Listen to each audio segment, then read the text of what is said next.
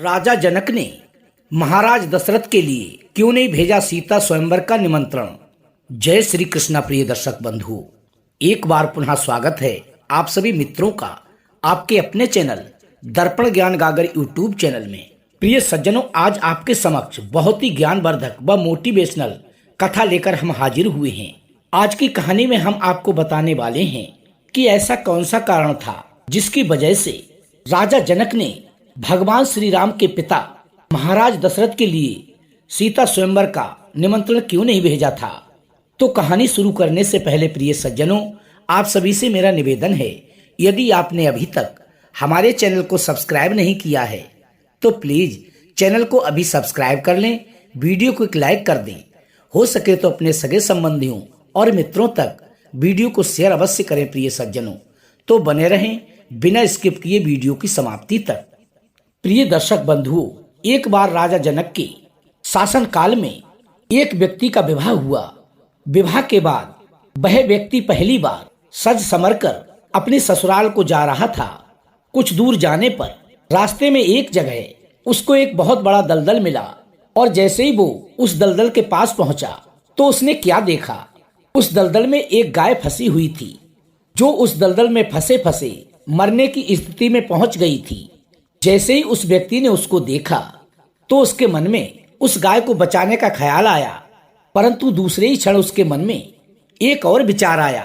उसने अपने मन में विचार किया, ये गाय तो कुछ समय बाद मरने वाली है, यदि मैं इस गाय के प्राण बचाने के लिए इस दलदल में घुसा तो मेरे कपड़े तथा जूते खराब हो जाएंगे और मैं अपनी ससुराल में ऐसी हालत में कैसे जाऊंगा।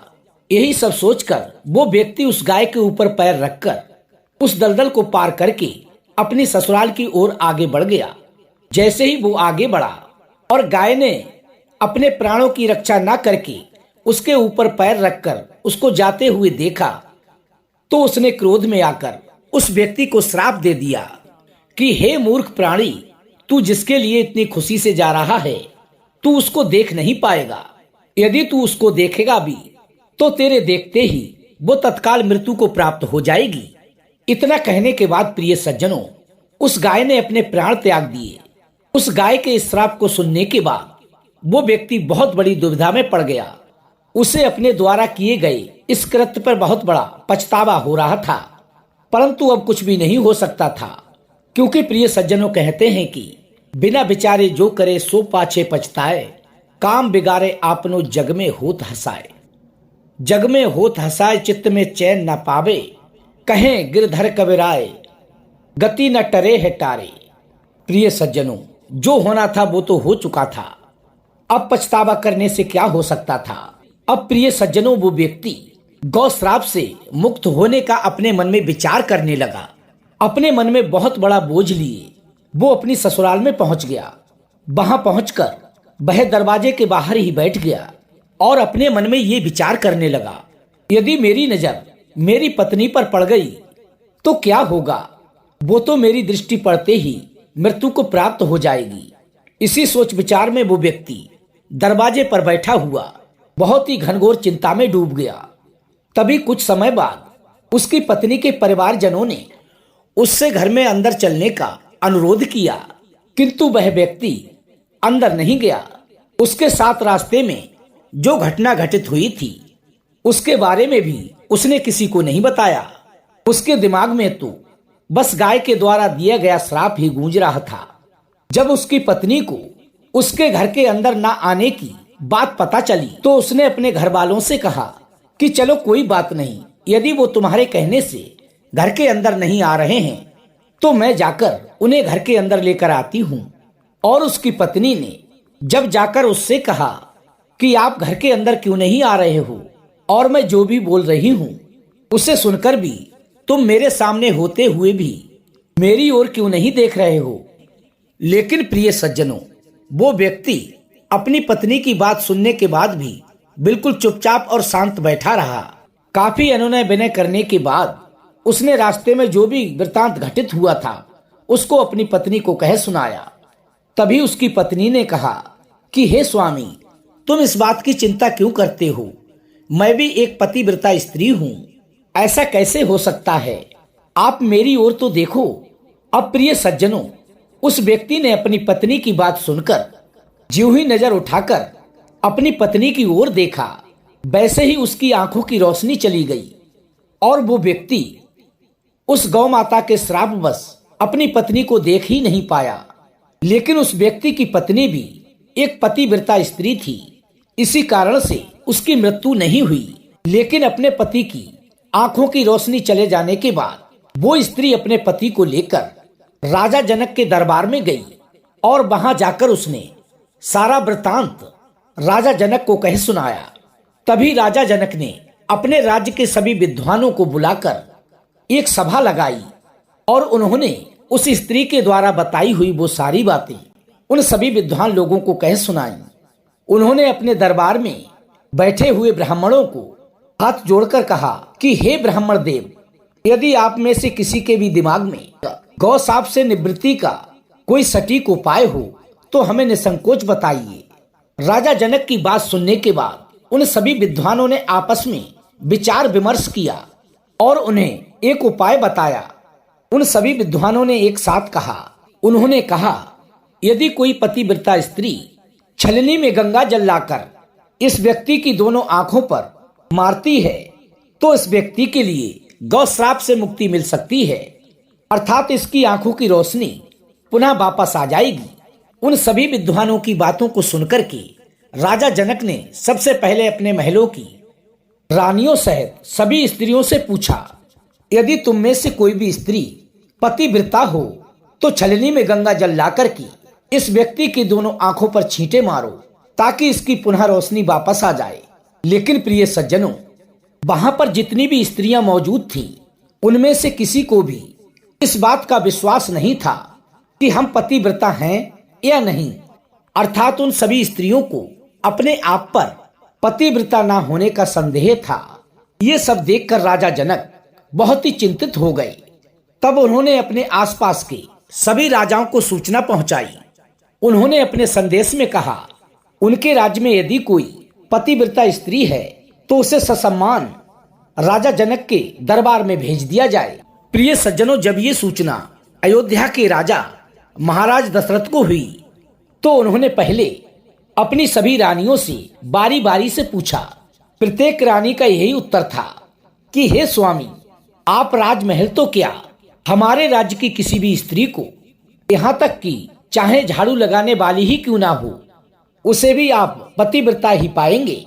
राजा जनक को इस समय अपने राज्य की स्त्रियों पर बहुत ही आश्चर्य हुआ और उन्होंने अपने राज्य की सबसे निम्न कार्य के अनुरूप मानी जाने वाली सफाई करने वाली को बुलाया और उस स्त्री से महाराज दशरथ ने सम्मान पूर्वक पतिव्रता होने के बारे में पूछा। तो उस महिला ने स्वीकृति में अपना सिर हिला दिया। तब राजा दशरथ ने ये दिखाने के लिए कि अयोध्या का राज्य सबसे उत्तम राज्य है, उस स्त्री को ही राज सम्मान के साथ राजा जनक के यहाँ जनकपुर में भेज दिया। और वहां पहुंचने के बाद राजा जनक ने भी उस स्त्री का पूर्ण राजसी ठाट बाट के साथ खूब स्वागत सत्कार किया। और उसके बाद राजा जनक ने उस स्त्री को पूरी समस्या बताई, साथ ही ब्राह्मणों द्वारा जो उपाय बताया गया था वो भी बताया। तब उस स्त्री ने उस कार्य को करना सैर से स्वीकार कर लिया और अगले दिन भोर होते ही उस स्त्री ने महाराज जनक से छलनी लेकर गंगा किनारे पहुंच गई। और गंगा के तट पर पहुंचने के बाद उसने मां गंगा से हाथ जोड़कर प्रार्थना की कि हे गंगा मैया, यदि मैं पूर्ण रूप से पतिव्रता हूँ, मैंने अपने पूरे जीवन में सपने में भी कभी किसी व्यक्ति का काम भाव से चिंतन नहीं किया है और मैंने अपने तन मन से अपने पति को ही परमेश्वर माना है, तो गंगा जल की एक भी बूंद इस छलनी से नीचे नहीं गिरनी चाहिए। अपने मन ही मन ऐसी प्रार्थना करने के बाद जब उस सफाई करने वाली स्त्री ने उस पवित्र गंगा जल को छलनी में भरा तो जल की एक भी बूंद नीचे नहीं गिरी। ये पवित्र गंगा जल कहीं नीचे ना गिर जाए, यह सोचकर उसने थोड़ा सा गंगा जल नदी में ही गिरा दिया और जल से भरी छलनी को लेकर राजा जनक के राज दरबार में पहुंच गई। ये कौतुक देखकर राजा और दरबार में उपस्थित सभी नर नारी आश्चर्यचकित हो गए। तब राजा जनक ने उस स्त्री से उस व्यक्ति की आंखों पर छींटे मारने का अनुरोध किया। उसने ज्यों ही गंगा जल के छींटे उस व्यक्ति की आंखों पर मारे, वैसे ही उस व्यक्ति की आंखों की रोशनी पुनः वापस आ गई। ये दृश्य देखकर दरबार में उपस्थित सभी लोग बहुत ही प्रसन्न हो गए और उसकी जय जयकार करने लगे। तब उस स्त्री को पूरे राज सम्मान के साथ पारितोषिक दिया गया और जब उस स्त्री ने अपने राज्य को वापस जाने की राजा जनक से अनुमति मांगी तो राजा जनक ने अनुमति देते हुए जिज्ञासावश उस स्त्री से उसकी जाति के बारे में पूछा। तब उस स्त्री के बताए जाने पर राजा जनक आश्चर्यचकित हो गए, क्योंकि वो स्त्री अयोध्या राज्य की महतरानी थी। प्रिय सज्जनों, यही वो कारण था कि सीता स्वयंवर के समय राजा जनक ने अपने मन में विचार किया कि जिस राज्य की महतरानी अर्थात सफाई करने वाली इतनी पतिव्रता है तो उसका पति कितना शक्तिशाली होगा। यदि राजा दशरथ ने उसी प्रकार से स्वयं के राजकुमारों को ना भेजकर किसी और व्यक्ति को स्वयंवर में भेज दिया और अगर उसने धनुष भंग कर दिया अर्थात धनुष को तोड़ दिया तो क्या होगा? कहीं मेरी पुत्री किसी निम्न श्रेणी के व्यक्ति को ना बर ले। यही सोचकर राजा जनक ने अयोध्या नरेश राजा दशरथ को निमंत्रण नहीं भेजा था, क्योंकि विधि के विधान को कोई टाल नहीं सकता। किंतु प्रिय सज्जनों, विधि के विधान को कोई टाल नहीं सकता और ना ही आज तक कोई टाल सका है। वही हुआ जो होना था। अयोध्या के राजकुमार अपने गुरु के साथ वन में विचरण करते हुए जनकपुर पहुंच ही गए तथा धनुष को तोड़कर भगवान श्री राम ने जनक नंदिनी सीता से विवाह कर लिया। तो कैसी लगी प्रिय सज्जनों आज की हमारी ये छोटी सी कहानी? यदि अच्छी लगी हो तो वीडियो को लाइक कर लेना, चैनल को सब्सक्राइब कर लेना, हो सके तो अपने सगे संबंधी और मित्रों तक वीडियो को शेयर अवश्य करना। प्रिय सज्जनों, हम कल फिर मिलेंगे इसी प्रकार की ज्ञानवर्धक चर्चा के साथ। इसी के साथ प्रिय दोस्तों, राधे राधे, जय श्री कृष्णा।